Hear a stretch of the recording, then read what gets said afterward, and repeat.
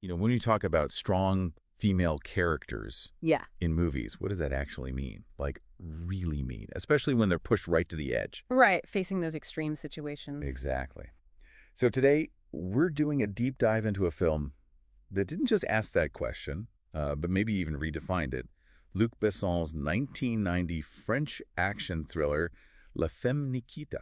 A classic. And we've got some great sources here looking at everything from the really complex character of Nikita herself to the film's unique look, its themes, which, let's be honest, can be pretty controversial, Definitely. and its huge influence. So the mission for you listening is really to get a shortcut, a deep understanding of why this film still matters so much. Yeah, why it's still such a reference point. We're going to walk through Nikita's story. Look at how it portrays female empowerment, the good and the complicated. The limitations are key. Absolutely. Yeah. And we have to talk about the themes of abuse, which are pretty stark. Plus, the film's visual style, its cinematic footprint, and how it echoed through pop culture and feminist discussions. By the end, you'll really get why La Femme Nikita isn't just another action movie. It was and is kind of a pivotal moment. Okay, so let's get into Nikita's world. The film just drops us right in. She's introduced as this deeply troubled, very vulnerable young woman, already convicted of a violent crime. It's a harsh start. It really is. Our sources definitely highlight that initial feeling of, desperation. And then comes the twist, the supposed second chance recruitment into Section 1. Right, the secret government anti-terrorism unit. Yeah, but here's the thing. The sources point out it's not really freedom, is it? It's just a different kind of prison. Section 1 trades her death sentence for total control, using these morally ambiguous, sometimes just brutal methods. So her choices basically disappear. Pretty much. Her freedom's gone, even though they technically saved her. It's chilling. And this is where that transformation kicks in. The training is intense. You see her become this incredibly skilled operative. She develops this amazing resilience, adaptability. She becomes genuinely formidable. But is it empowerment? That's the question the sources grapple with, right, given how she got there. Exactly. That's where it gets complex. The sources are clear. This isn't some simple hero's journey. There's a massive emotional cost, an ethical toll. Nikita's constantly fighting the ruthless nature of Section 1 and, the morality of what she's forced to do. So it's the struggle against the system that recruited her. Right. It embodies this paradox. Her power is completely tied up with her exploitation. Yeah, and looking through these materials, what really stands out is how the story is put together. It's not just action. It weaves in drama, romance even. Yeah, definitely. And these plot twists keep you hooked. But underneath, it's always asking questions about loyalty, sacrifice, where your humanity fits in when your job is. Well, that. And that central conflict, her fight against Section 1, it really defines the film. The climax sums up her growth, but also that constant tension between who she is and what they demand her to be. It forces us to rethink what strength even looks like for female characters. The film has several prominent women, Nikita, Madeline, Lisa Fanning, whose stories push back against traditional gender roles. They absolutely do. But it's important, and our sources note this too, that while some characters like, say, Carla or Casey find a degree of empowerment, the film doesn't ignore the limitations. Other women are still in secondary roles, maybe with less agency. It paints a nuanced picture. One thing the sources really dig into is Nikita as this woman warrior archetype. That was becoming more common then, but Nikita really puts a twist on it, right? Puts a complex woman right in the middle of that typically male space. Yeah, it subverts it. And it forces you to ask, like you said earlier, can femininity and strength coexist without canceling each other out? So what about her growth? Is it genuine thriving, or is it more like a complicated kind of survival? Well, the sources suggest it's not just about her individual strength. Mentorship is huge in this film. Think about her relationships, especially with Madeline. Yeah. The film shows, maybe subtly, how important that support and collaboration is, especially for women in these incredibly tough, isolating situations. It suggests empowerment isn't always a solo mission. Interesting. So solidarity plays a part. It seems to. It suggests empowerment can be collective, not just individual achievement. What did you make of those mentor dynamics? Well, like you said, Madeline offers something, maybe support, but then there's the darker side. The sources bring up the themes of abuse.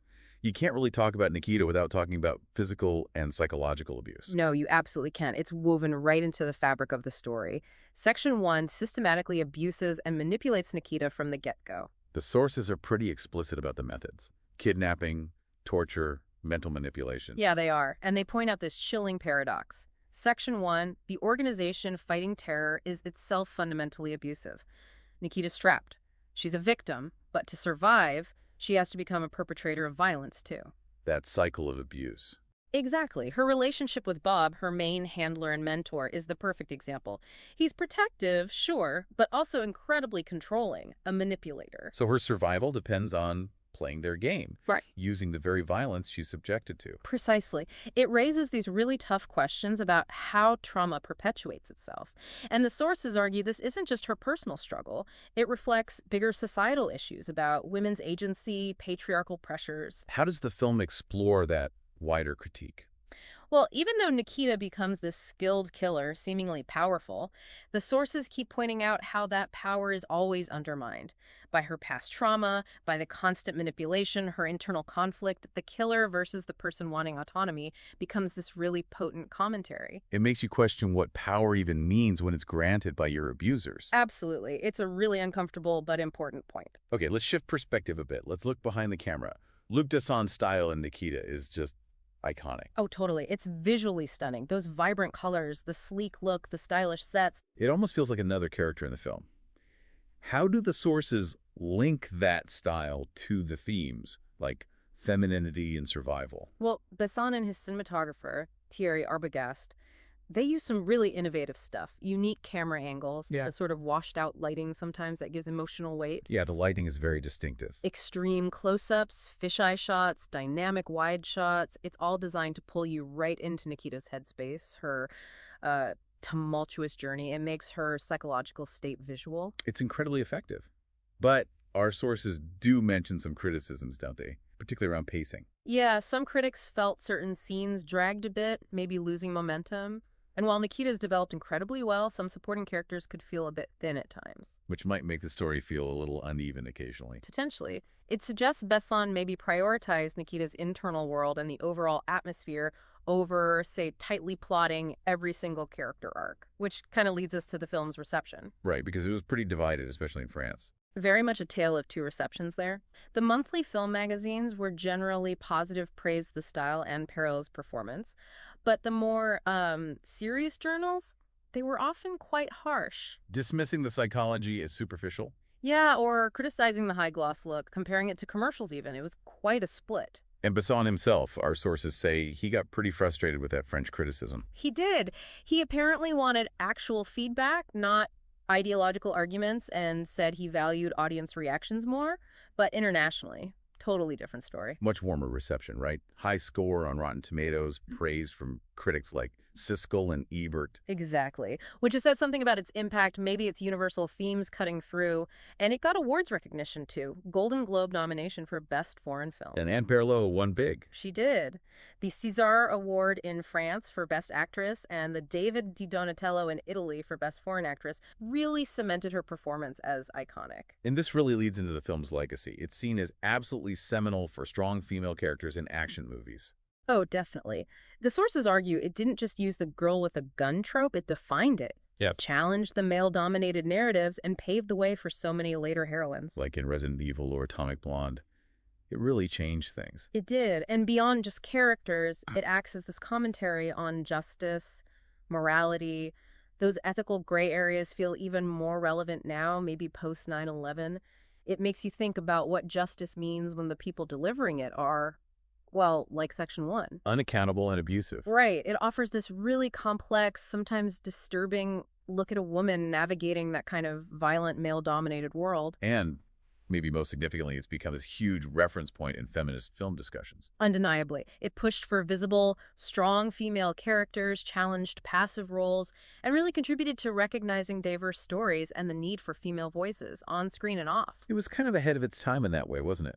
It really feels like it was. So yeah, La Femme Nikita is so much more than an action flick. It's groundbreaking, tackles these heavy themes. Power, victimhood, agency, all through this unforgettable character. Which brings us to a final thought for you, the listener. In a world where even heroes, or anti-heroes maybe, are shaped by trauma and manipulation, what does empowerment actually look like? Yeah, and where's the line between resilience and, well, complicity? How does a film like Nikita challenge us to think about the hidden costs of strength, especially when that strength is forged in abuse? Something to chew on. Definitely. We hope you continue exploring these kinds of complex ideas in film and everywhere else.